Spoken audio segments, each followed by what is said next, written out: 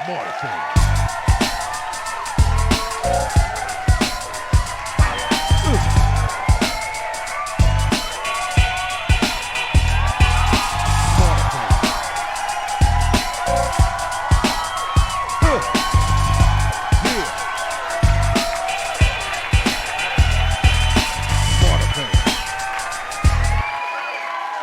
Hey everybody, welcome to another segment of Smarterfan Podcast, where we bring you behind the veil of business, sports business, and life. I'm Joe, and this is Barry. How you doing, Barry? Man, Joe, I'm doing fine. It's trying to flood here in Westchester. I may have to get a kayak, but seriously, all's well. No complaints. All is well, my friend. Lots going on in the sports world, brother. Lots going on. Definitely. It's a good thing you're not at 10 County anymore. You'd be on an island. I know, right? Right. That'd be Yeah. Unbelievable. Sunday, I went to the Yankee game. You went to a Yankee game? Yes, I did. And they didn't throw you out? Okay. Well, believe me, I wasn't the only one that was disgruntled, but that's another story. So, I mean, we had decent seats. My brother got the tickets. Nice. I went with both of my brothers and my son, and one of my brother's friends. So, yeah, the seats were good. We were just above ground level, and we were down the left field line. So, oh wow! Now, Friday night, that's when the Yankees put out all their offense and they scored all their runs. Okay. Because they didn't do a damn thing the rest of the series. Really? Yeah. They won 11-0 Friday night. Okay. And then they lost 5-2 Saturday. Okay. And then we went Sunday, and they got 2 stinking hits in the whole game. Wow. So it was like, Stanton hit a home run and Wells got a hit, and that was it for the whole damn game. Wow. So we was like, what is going on here?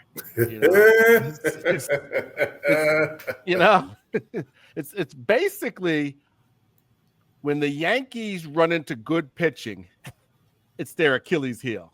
They can't do nothing with it. They beat up on the mediocre teams like Seattle and Oakland and Baltimore, and then they hit the Cubs. I think they're the best team in the league right now in the majors. Really? Yeah. Wow. And they ran into a couple of pitchers that just shut them down. That's how it goes. I saw something interesting, Joe, that you're talking about pitching. It was this kid, I think it's Acuna, who plays for the Braves. And I just didn't like the narrative they were pitching around this young kid. Like, yeah, he's going to showboat. Yeah, but he comes from a poor fishing village in Argentina. And the crazy thing about it is his brothers, his uncles, who are all older than him, right? Most of them ended up in Major League Baseball.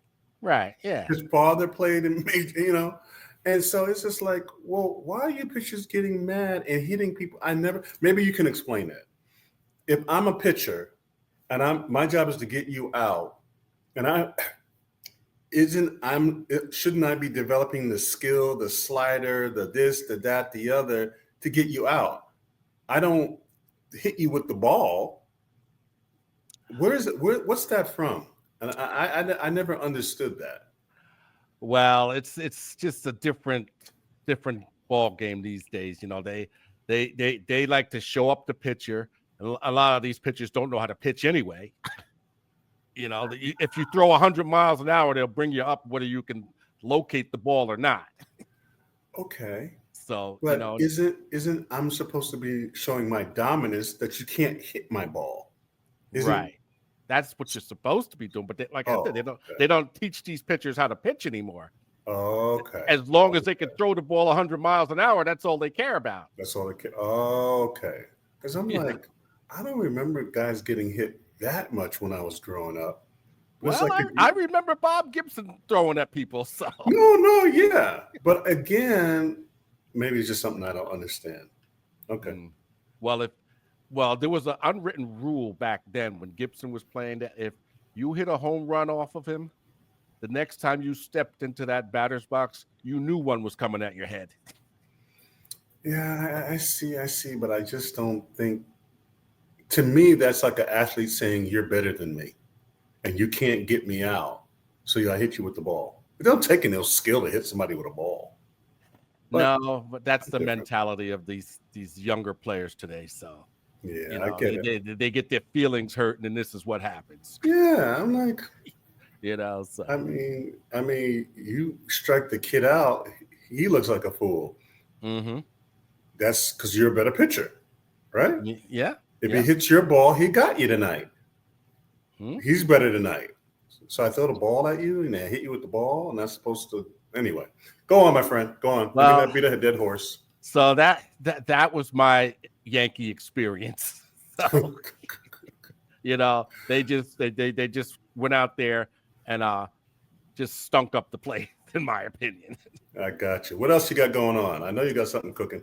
Well, we have a guest. We do. And who is that?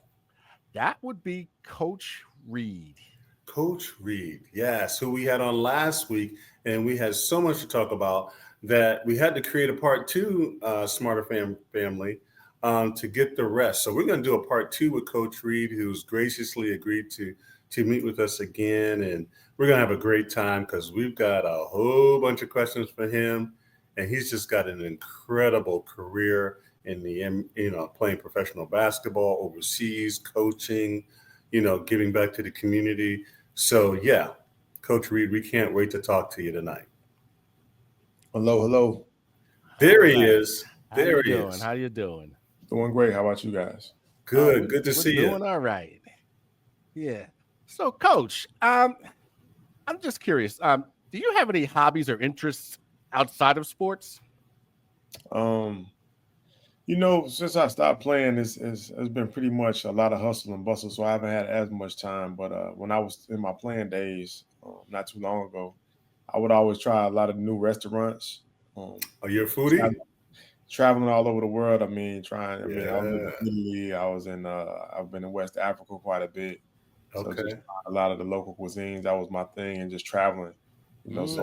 I would always stay like 2 weeks after each season and travel to the wow.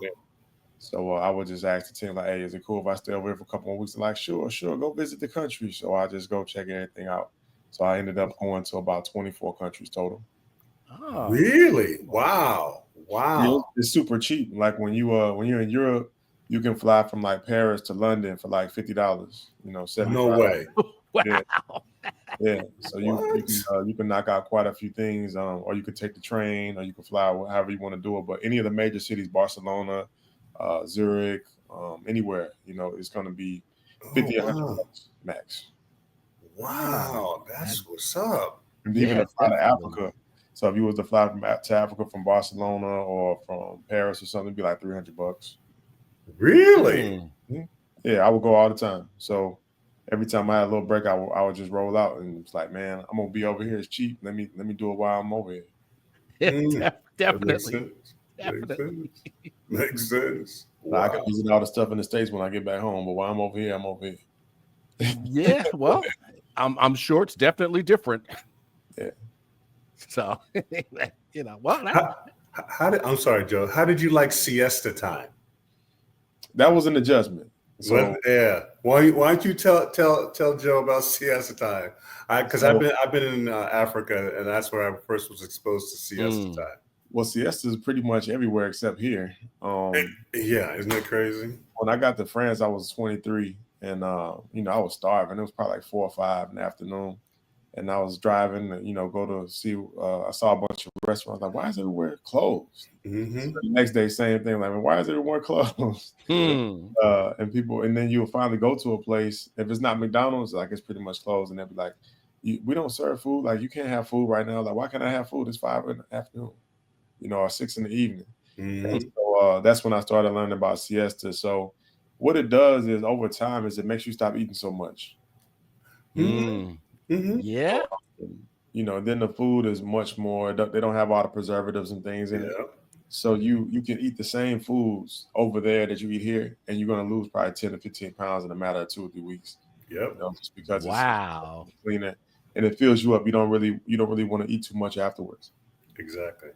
Exactly. Mm. Yeah, that was a wild experience when we were over there as a senior class trip and in West Africa, and it was just like when we got back to America, it was such an adjustment. It was like we're crazy over here. We work all the time. We don't take no breaks. This is crazy over here. Once you're exposed to that, because people basically go home in the middle of the day and then come back for 1 or 2 hours, and that's it. It actually makes you more productive in your work. That's Because true. you're well rested. Oh, yeah, that makes sense. And you got that window where things shut down. So you got to get up early, get about it, because ain't nobody gonna be there. But our country is also built on something different because we're capitalists. So we're capable of having a much better life than a lot of folks, and that's because you are working a bit more. So a lot of those other countries are built off socialism. So they take a lot of wealth from other countries, and they're able to have a substantial life, because of the wealth that's taken from those other countries. So it's when you travel and you live in different places, you kind of see that too. That's true. It just depends on which place you go to. That's true. That's very true. Go ahead, Joe. I'm sorry, I didn't mean to interrupt. No. This is very interesting stuff. So, are there any short-term goals that you'd like to accomplish in the next few months? Right now, just getting our. I'm the head coach at Clarksville Christian School, so I just got here, and so just getting us to an extremely high level of performance, getting my players, getting some bodies on them, putting 10, 15 pounds on them, getting our program underway to have a successful season. So that's a big goal of mine right now, and just really developing those young men to become better leaders, to understand what they're capable of doing, and really opening their eyes to the possibilities for themselves to move forward in this sport, but not just that as a young man as well, growing into becoming a man themselves. So that's a short-term goal for me. Oh, that's awesome. That's definitely awesome. So so what was your most successful season in sports? That's a tough one. I really don't know. I've had a lot of pretty good seasons. So it would be hard to choose just one. I got it, Joe. Watch this. What was your highlight from high school you've never forgotten, and a highlight from your playing pro ball that just stands out above all the rest? In high school, one of our rivals, we always talk all this trash all the time. I had like 25 points, 25 rebounds, like 6 assists, and 5 steals. So that was like that was one of my monster games. I had a few in high school, but that was a monster game to where you just had to be quiet when you saw me. Professionally, I played 11 years, so I had a lot of big games. The one that kind of stands out to me is I think I had 7, 8 3-pointers in the game.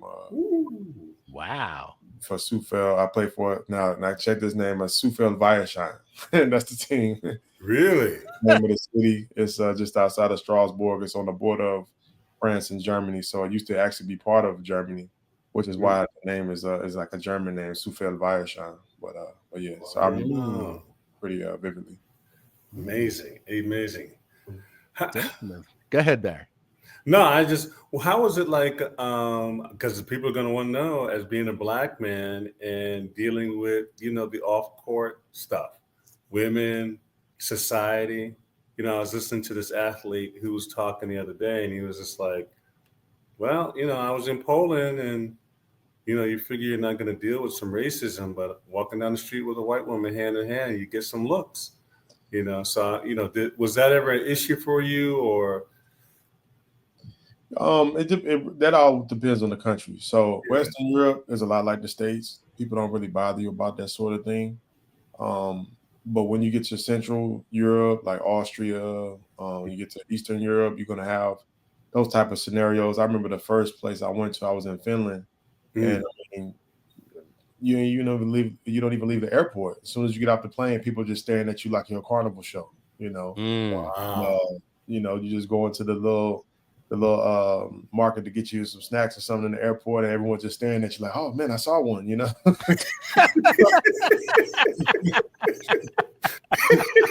In person. Like, I'm lighter skinned too, so it's like okay. Hell yeah. I remember when I was playing in Austria. I was probably about an hour and a half south of Vienna, and in a city called Oberwart. And I remember I went to the grocery store and I saw an African man there. He kind of looked at me like, "Man, it's another brother here." So we have that, but I think the most challenging place. I haven't really been in Eastern Europe, but when I lived in the Arabic country in North Africa, I was in Libya for a little while, then I was traveling in Tunisia for a little while. I mean, it's real. It's not a game. It's not a game. So I know we have some racial injustice here in the States. People go through some things, but when I was in Arabic countries, that was probably the most visceral reaction because they're so strict about everything. I mean, they have strict laws, like if you have premarital sex, like you don't have the right to be married, like ever. Really? Wow. Yeah. It was. I mean, they're really like a lot of places like Islam is law. So that's the law. Like it's eye for an eye. Like if someone kills somebody, like I had a teammate once. He said, "Hey man," he said, "we don't have robberies and stuff like you guys have in the States." He said, "Here's an eye for an eye." It's like so. He said, "So if somebody kills you, okay?" He said, "So if I did something to you and you died," he said, "your family have the right to kill me or the first of kin." And he said, and the law will be satisfied. And I was just living in a place where you even have to think that that's a reality. So, I mean, racism is different when you leave out the country. And our country is mostly black and white, Hispanic, Asian, pretty much your color. But when you leave out of the country, it's nationality first. Okay, so first, then inside of that country, then it comes down to color. So it's a different way of thinking. A lot of the businesses are built off of that. So just like I was telling you last time, like you can only have a certain amount of Americans on the team, a certain amount of guys from Africa on the team, a certain amount of guys from different countries in Europe on the team. So it's nationality based first, and then within those, then they'll start looking at color a bit. But it just depends on that country and that situation. It's something that has to be accounted for business wise, because if you think about sports is the most progressive industry. This really is. It really is. Yeah. So you could be on the team and, it's guys from 10 different countries or states or whatever. Yeah. Nobody really cares, but when you throw in those boundaries, it does matter. It does change things, and it changes how you have to conduct yourself when you're off the court. When you're a professional athlete. So I think it's a bit different from the States as in other places. So like in the States, you have this cocoon of protection that's around you that some other places that just doesn't exist. So like you live in a nice apartment or flat or whatever they put you in, but you still are very much in an area where you have neighbors, there's people that can get to you. But a lot of people respect those boundaries and they don't cross them. But you do have places where it can be volatile depending on where that is and depending on if they're if they're U.S. friendly. So you could be somewhere. I was in the Middle East one year or North Africa another for a year, and there's certain things that happen politically that the local people might not think too fondly and consider you one of the politicians that may have made a decision that harmed their nation. So that has to be accounted for as well. So you have a lot of guys, maybe not every year, but every few years you'll hear about a situation where they have to be removed from that country. That's American players. Wow. That is crazy. What a perspective. Wow. Definitely. You just trying to get 25-5-5 tonight, and somebody in Washington do something crazy. You got to get to the embassy. No, you got to leave right now at halftime. You got to go. I've got messages from the embassy that said if you're an American player, you need to leave like now. Oh, you have? Oh, yeah. Wow. Oh, so wow. It's just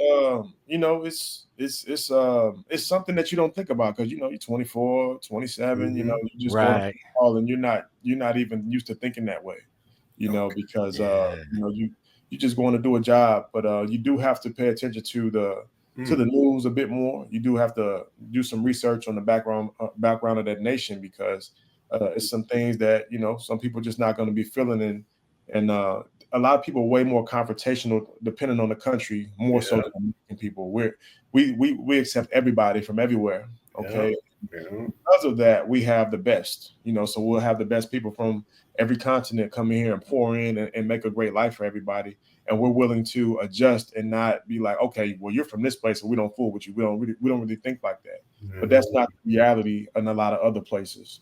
So that's something that you have to get used to. It. Most people think that you're just going to play ball somewhere and it's going to be like here, but no, you have to live in these places. You have to live. You have to have friends there. You're dating there. You're having different experiences. So once the adrenaline wears off of, hey, I'm in this country, I'm in that country. It's like, hey, it's like you're living back home somewhere. So you're gonna have some good experiences and some bad ones. Sounds like a little bit of culture shock. Oh man, a lot of it is culture shock. But it just depends. Some places you go and you like it better. Other places you like, man, how much longer do I have here? Like, I'm ready to go home. So it just depends on the situation. But you do have to make life-changing decisions quite often, because if you do decide you want to leave that team early, right, wrong, or indifferent, your career could pretty much be over. Or you can go from making a certain salary to, if those teams, they're not going to really care about why you left or if you was mistreated like that so much. They're just care that you left, and it's going to look bad, and it can mess up your career. Oh wow! That's crazy. That's really crazy. So Barry, you had a question. I got a whole bunch, man. Coach Reed, you start talking, my mind just all right. We got man. What would you say is one of the challenges regarding the finances? Is it comparable? Is it significantly less? How's the tax? If you can just shed a little light on that. As young people, the NIL, the environment we're in now, guys going overseas, and then you now have football, baseball's coming, I heard, overseas, as well as basketball is overseas. So it's becoming the world is becoming globally sport focused. Well, I think sports has always been globally focused. It's just now people are paying attention to it a bit more. Okay. But I think as far as financially, I mean, some of the differences are, when you play overseas basketball, you're not making these $20 million a year, $40 million a year type of contracts. Now, you do have certain countries, depending on your resume. Like, for instance, if you're in China, they pay guys, $1 to $4 million a year, depending on the athlete. If you go to places like, there's a few teams in Italy that might pay like that, Spain, Israel, but there's only like maybe 2 or 3 teams in those countries, with the exception of China or Russia, that it's only a few teams that are going to be paying out like that, for a bunch of players. Now, you do have a lot of places where you make $20,000 a month, $30,000, $40,000 a month, and that's going to pretty much be in what we call the bigger countries. So France, Italy, Spain. Is that U.S. dollars? Yeah, U.S. dollars. Yeah. Okay. So the only difference is, so your contract is going to tell you you're going to make U.S. equivalency of whatever, right?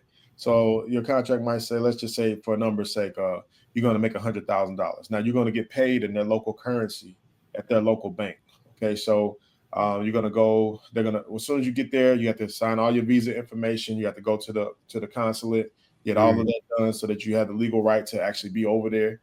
Then they're going to set up your bank account, okay, over there. And it's just like a bank account here. You set it up. They pay you direct deposit. You send your money home, and you have up to I believe $10,000 to send. That's free, and you can send more. Like, you're getting paid $30,000, $40,000 or $15,000 or whatever like that a month. You can send more, and that's going to also, you just have to prove that you're paying your taxes. Because you're not paying your taxes, you stay under 10,000. So a lot of guys try to beat that, but at the end of the day, I mean, if you're making good money, man, just pay the taxes. But a lot of people don't really understand that you actually do have taxes when you play overseas. If you're in France, you're paying taxes just like you are here.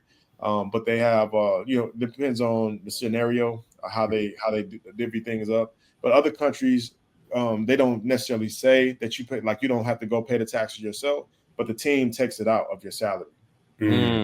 So your contract might say 100,000, but you're really getting paid 130, 140, or whatever. Okay, and then they're actually taking that out, and then you're just getting the end of it. And at the end of the season, they print off, all the tax information so that you can declare it in the States. So, but you are getting taxed. I think that's one of the things that's not really understood by a lot of athletes is that you are being taxed. But the good thing about playing overseas as compared to the U.S. is that you have no expenses.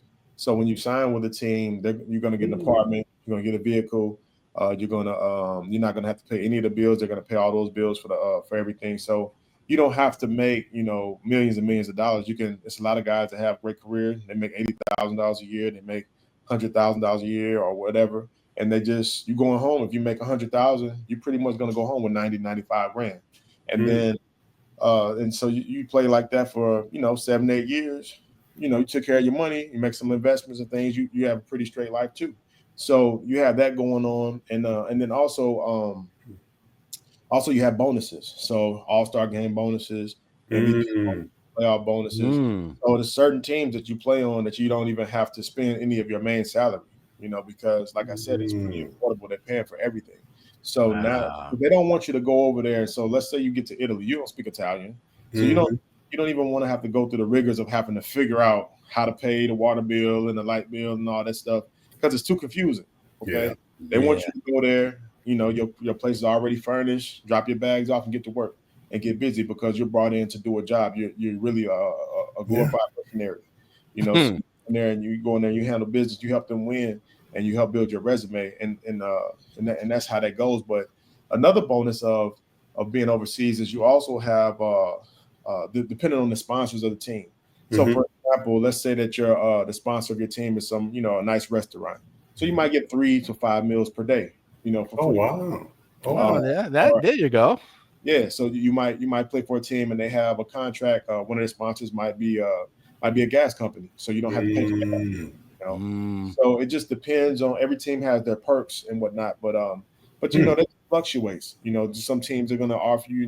They're going to say, well, we'll throw in 5 tickets so your family can fly in for the season, or if you have a family, we'll get you a house, so that so your wife and kids can be here, or we have a job for your wife or whatever. So it depends on the team. Every team has different scenarios and different options. But the better you play, the more options you have, and the worse you play, you just won't have that many options. Well, we can do a whole show about just this what you're talking about right now. I know. But we got to stop right here. I don't, Joe. Coach, if you say no, it's fine.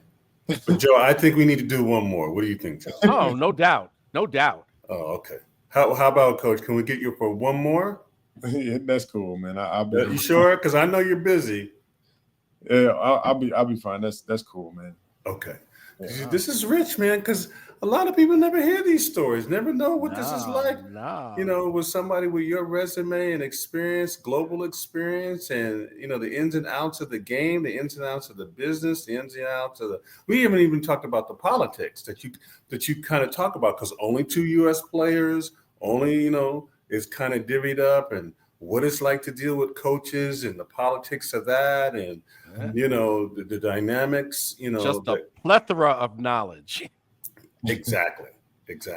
Well, I think your learning curve speeds up when you're overseas because you don't have your safety net, which in the States you don't have to be as bright because you have your AAU coaches are in town. Even if you go to college or pro, you still have like people that help raise you in the sport. So your AAU coaches, your high school coaches, your college coaches, and all these people, your family and relatives, agents and all this stuff. But when you overseas, you have your agent, but your agent probably is in the States, or if they're a foreign agent, they don't speak the same, they speak the same language. They're going to still speak English to you, but their mentality about how things should be handled is going to be different because they didn't grow up in the States. So you have a lot of things that you really, are on your mind quite often. And it takes, 3 to 5 years for you to kind of figure out how things really are. But it's like anything. It speeds up your learning curve and it makes you grow faster. We definitely have to do another show about this stuff. Absolutely. Absolutely. Right now, we got to go. So, Coach, again, thank you for your time. Thank you for sharing your experiences. And we still haven't talked about fully the vision of, coaching and what that's like and being back in the U.S. and the challenges in this NIL environment. So, Coach, we need just one more, Coach. We just need one more. Definitely. But again, we thank you so much. And Joe, Yes, as we we always say on Smarterfan Podcast, stay in the game. Stay in the game. Good night, everybody. And thanks again. Thanks, Coach. Thank you. Smarterfan.